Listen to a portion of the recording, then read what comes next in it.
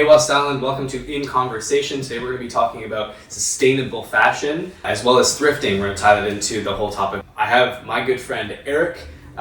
We worked in retail together for a few years. We've been really close. The reason why I brought Eric into this conversation is because I know him as one of the thrift gods. So we're at his home in St. Anne's. We're going to start talking about, why he got into thrifting, and basically just tie that into what things that are going on in the West Island. So you'll notice that Eric and I are 6 feet apart. That's why we got no masks on. So we respect the COVID thing. We're at his house. Eric and I are part of the same bubble. But just to be sure, we are keeping a distance. Eric, thank you. Absolutely, my pleasure. Thank you for coming.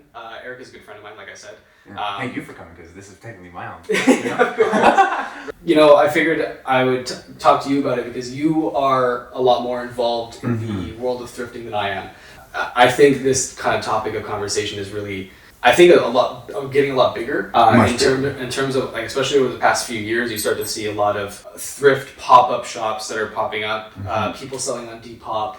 Depop, Postmark, Grail, everything's popping off. Yeah. So tell me why, what was the reason why you got into thrifting? What do you look for? Tell me why thrifting is something that you associate yourself with.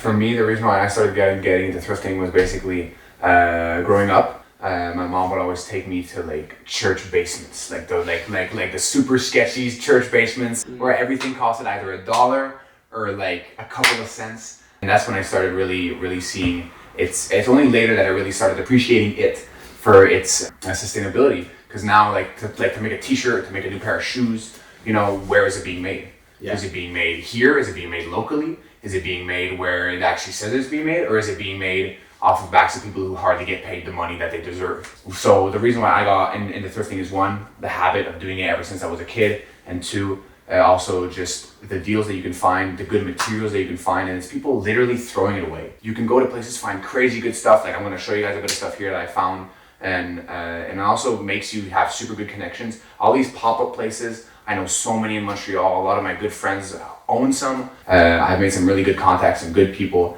and it's just a really super sick community, and you can help each other out. And it's cool to hear not only the perspective of where is it coming from, but also supporting local. You said, you really get to build a connection with the people that are in the community doing this. And like you even said, do you really want to spend more money on something that was made for pennies for the company, and that maybe made off the backs of people who are underappreciated and underpaid and almost taken advantage of? And it's also a quality thing, right? The whole saying, things aren't made like they are, they used to. They aren't. T-shirts and clothing that are made for under $5 and they're being sold for hundreds of dollars. Instead, you can find perfectly good items that people don't want anymore that would otherwise end up in a landfill. Breaking down the environmental impact of fashion as this whole term of especially now fast fashion kind of thing, where you have really cheap quality for an insane percentage of profit, upwards of sometimes 200-300%. Yeah, 400%. You look at those prices and everything. Exactly. It blows you away. Let's talk about specifically the whole idea where these are items that people don't want anymore. Yeah. Can you really just off the top of your head just name a few items that you would look for that otherwise someone else may not want? What do you kind of look for in terms of an item that may be in a thrift shop? For me, when I'm looking for whatever, which is either if I'm going in, usually I always try and go in the mindset of always never look for something specific.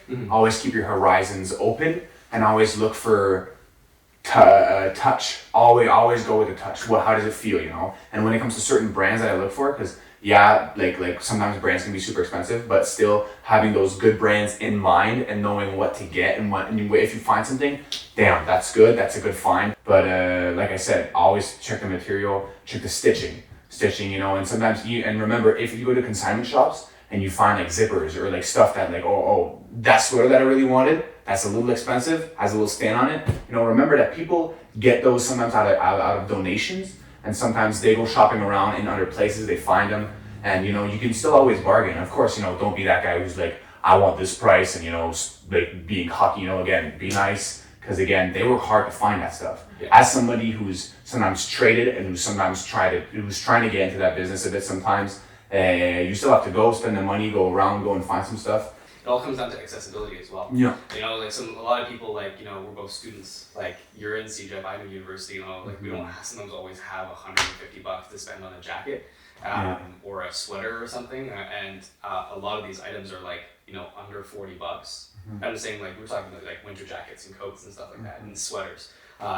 You know, I've seen items go up online, like really nice stuff, like used Carhartt jackets that have been like. Carhartt jackets are crazy. Yeah, like the fabric on that so thick. Yeah, exactly. So So thick. Carhartt, so like I know a lot of people will take used, even if they're worn, and like upcycle them. You know, like you know, replace the like put patches on the holes and stitch them up, and then sell them at a really reasonable price. When otherwise, if you go to like to buy a Carhartt new, the jacket is what, 150, sometimes $200, depending on what you're looking for. The whole affordability and accessibility, you know, for maybe someone who's less fortunate and doesn't have as much of an income, you know, these thrift stores that, you know, have popular fashion, you know, people still have, even though they don't have the money, people still have the desire to fit in. And these kind of places, you know, really allow people to, you know, be a part of, and it's almost like thrifting is now more popular than most other fashion industries. Yeah, it really is. It really, really is. If I enter a store and the people are super nice, that family aspect is going to make me want to buy something. And if not buy, just know that I've got a good place that I can run to. You know, you look at places like you're going to go see Spice Daddy, you know, like my guy Tricky Ink, you know, Spice Daddy. Every single time I pull up, he's like, hey, what's up? You know, super nice guy. In that customer service, in that field, where it's about the connections. Again, it's about that family aspect. It's about, you know, that I can hit you up with something. If I buy a couple of things, sometimes you say, I'm gonna give it to you at a good price. You know? Of course. And because there's a stronger connection there. Eric mentioned Tricky Ink. Will be going there a little bit later in the video, having a conversation, seeing what kind of stuff they have, and hopefully allowing you guys to see, you know, what's local. Hey, West Island, we are here at Tricky Ink Montreal, located directly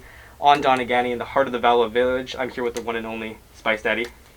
Hello. Thank you for taking the time to have a quick meeting with me. And so we're doing this segment called In Conversation, specifically in sustainable fashion, thrifting.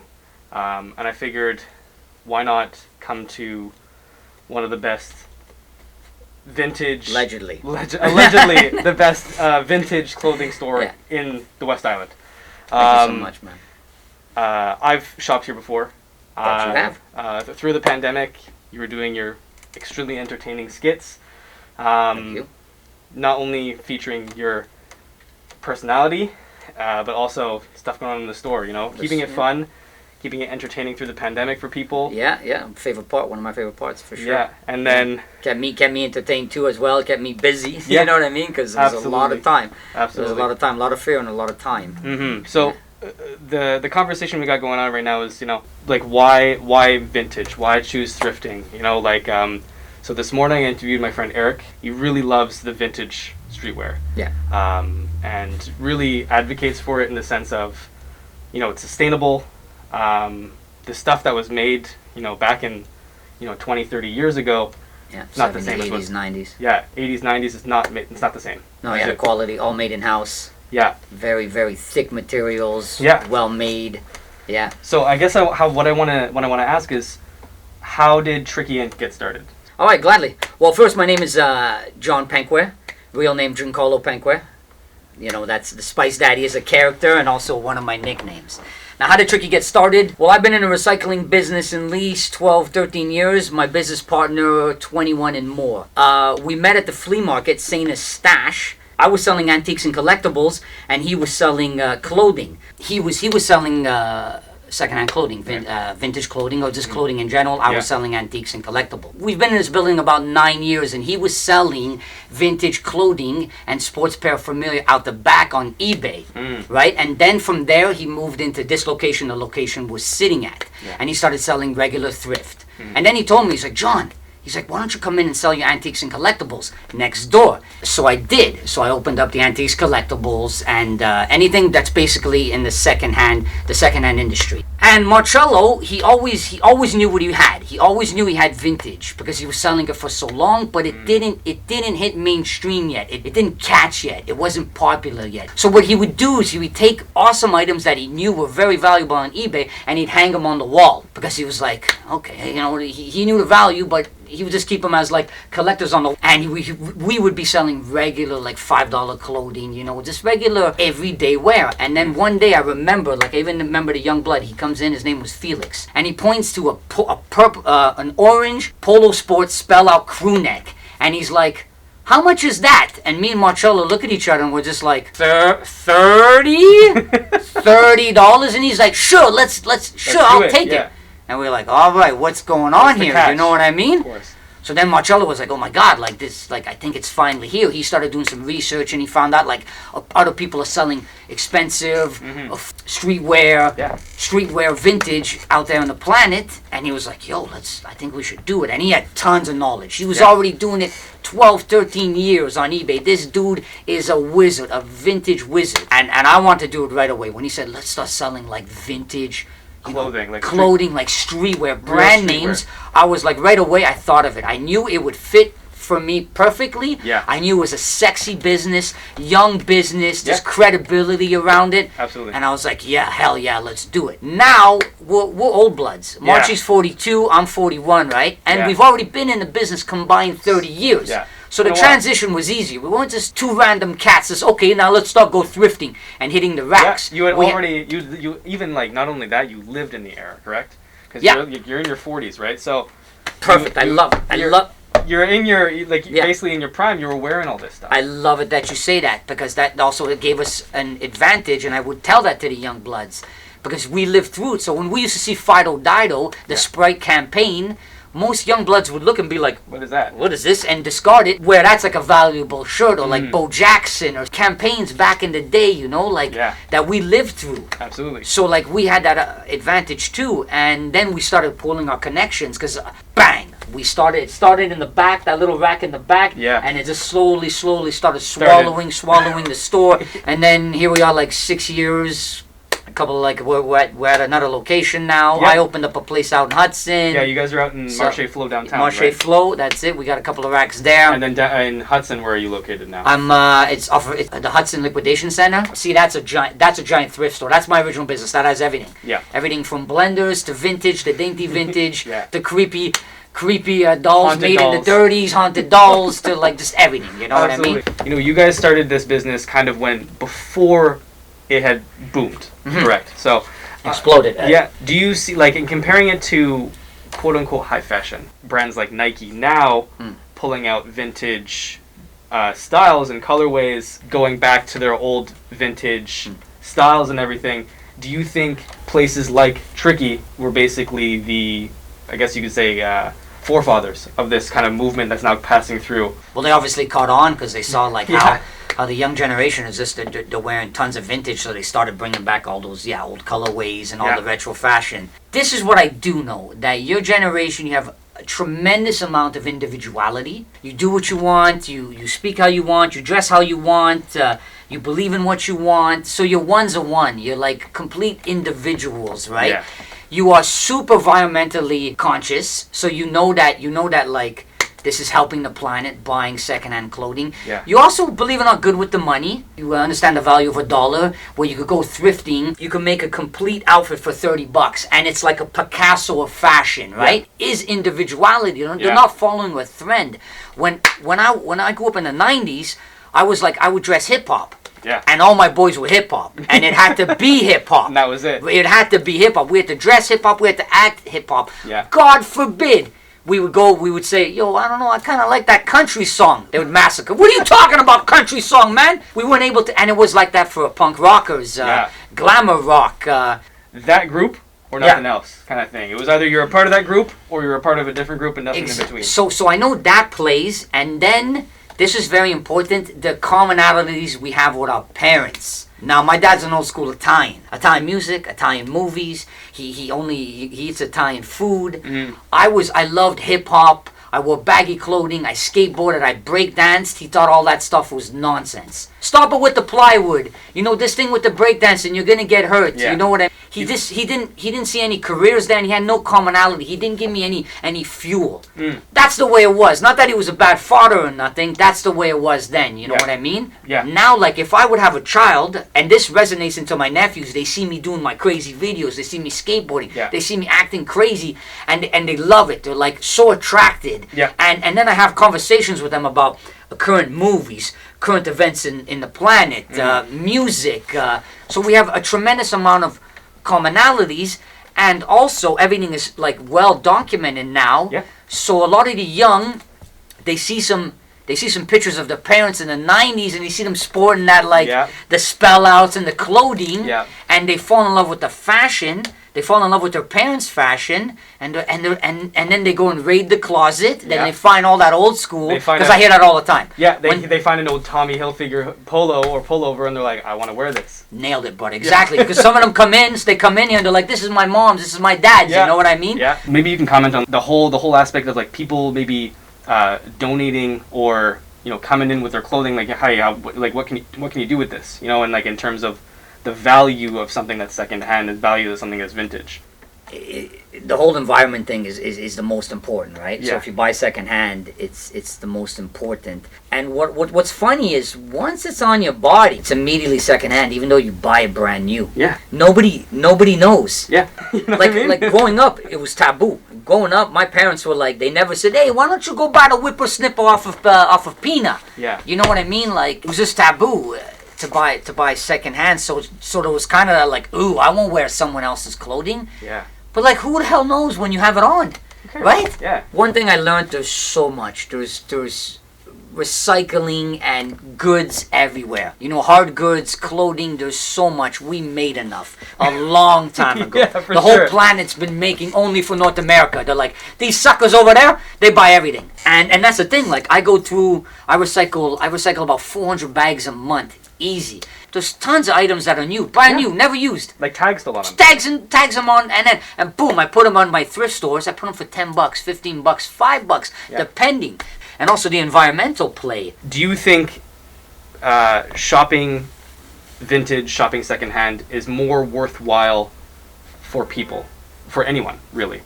Specifically, I think everything you said goes and argues that. Yeah, environment's on the top. Yeah, environment's on the top. Yeah, being environmentally sustainable. That's the top of the scale. This industry is fueled by a lot of independence. Yeah.